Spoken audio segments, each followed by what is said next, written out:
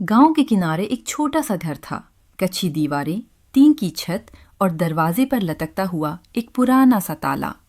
इसी घर में राघव रहता था। लोग उसे सीधा साधा कहते थे, पर असल में वो ईमानदार था, और इस दुनिया में ईमानदार होना अक्सर सबसे बड़ा बोझ माना जाता है।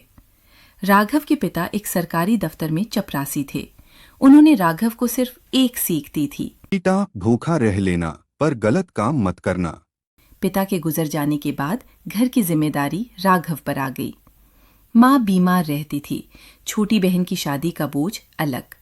पढ़ाई ठीक ठाक थी, इसलिए उसने नगर पालिका में जूनियर क्लर्क की नौकरी की। पहला इम्तिहान। नौकरी शुरू हुए अभी सिर्फ 3 महीने हुए थे कि एक आदमी उसके टेबल पर फाइल रखकर धीरे से बोला, भैया, काम थोड़ा जल्दी हो जाता तो। ये रखिए चाय पानी। फाइल के साथ 500 रुपए थे। राघव का गला सूख गया। 500 रुपए उस वक्त उसके लिए बहुत बड़े थे। माँ की दवा खत्म हो रही थी, घर में आता भी कम था, पर उसने पैसों को फाइल के ऊपर ही वापस सरका दिया और बोला, यह काम मेरी जिम्मेदारी है, पैसे की जरूरत नहीं। आदमी हंसा।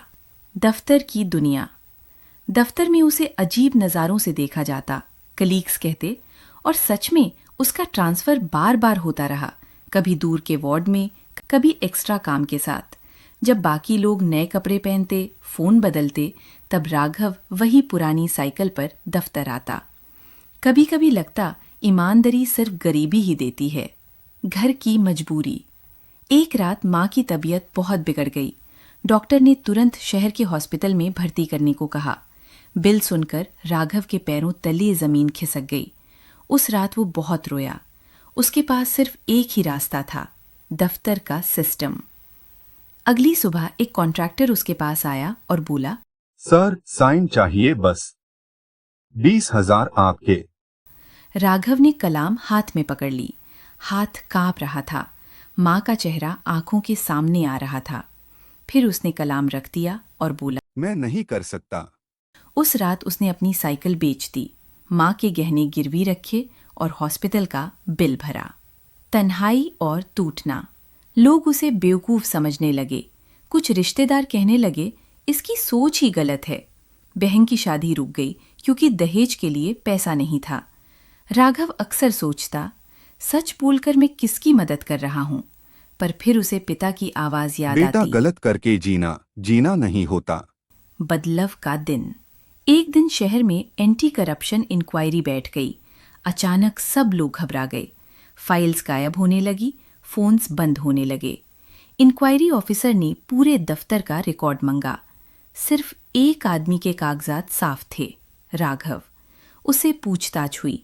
उसने बिना डरे सब सच बता दिया, कौन पैसे लेता है, कैसे सिस्टम चलता है। कुछ दिन बाद कई बड़े अधिकारी सस्पेंड हो गए। जीत जो धीरे आई।